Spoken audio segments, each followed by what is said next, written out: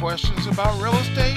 Dwayne's got the answer. Introducing the Real Estate Jedi Master, Duane Beisner.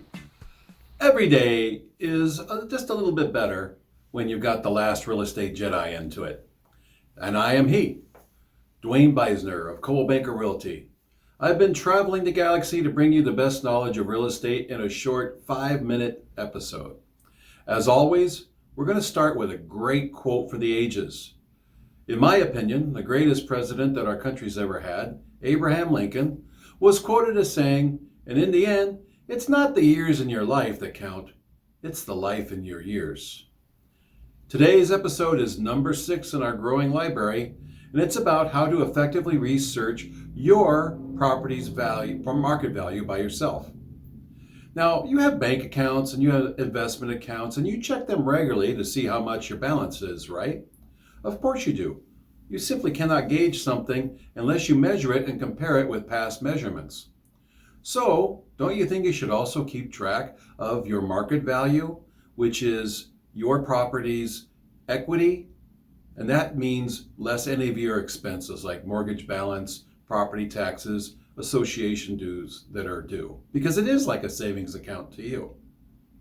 And although I have to admit the best way to get your market value is to make an appointment with a real estate agent, you probably don't always want to do that.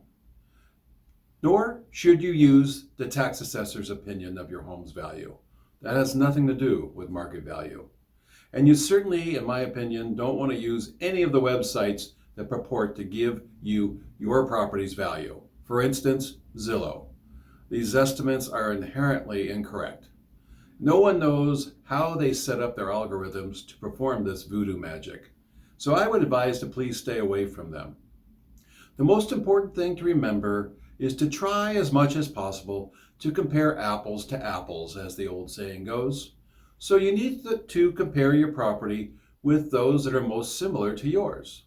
So you start with your tract or your neighborhood. You look at similar bedroom and bathroom count. You look at similar square footage. Most importantly, get the similar properties to yours in the same condition. Okay? If your home is original condition, then it's not going to have the same market value as one that's been totally remodeled. Also, most important is the location. They should also be similar. If your property backs to a railroad track with a view of trains zooming by, then it's not the same value as a property that has a peaceful panoramic view. Okay, so to get you started, you only need 3 things.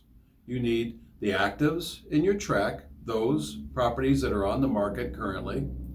You need the pendings in your tract, those that are currently in escrow. And you need the closed sales in your tract. In other words, the recent ones, the last 6 months or less. Now, it's easy to get the actives because they're on virtually every real estate website. And with the pendings, you'll only know what they're asking, not what they are sold for. So you're going to have to make an educated guess as to those. But the closed property prices, those are a matter of public record, so also easy for you to get. Then I would take those and number each one, active, pending, and closed sale, with a number from 1 to 10, with 10 being the most similar to yours. Take the 3 most similar actives, the 3 most similar pendings, and the 3 most similar closed sales, and you'll have a pretty good idea of what your property is currently worth. This is invaluable information if you're considering selling in the near future, or if you're considering putting on a second trustee to your property, or are even considering refinancing. So, your assignment is to do just this. Get the actives and the pendings and the recent, less than 6 months, closed sales for your neighborhood and come up with your own opinion of value.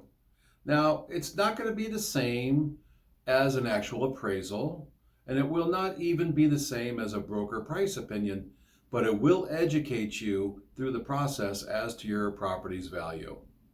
Oh, and one last thing, don't make the same mistake that so many owners and sellers make by thinking that your home is the biggest and the best and therefore worth so much more than your neighbors. You need to be realistic and you need to be conservative in this area. So, here's my ask.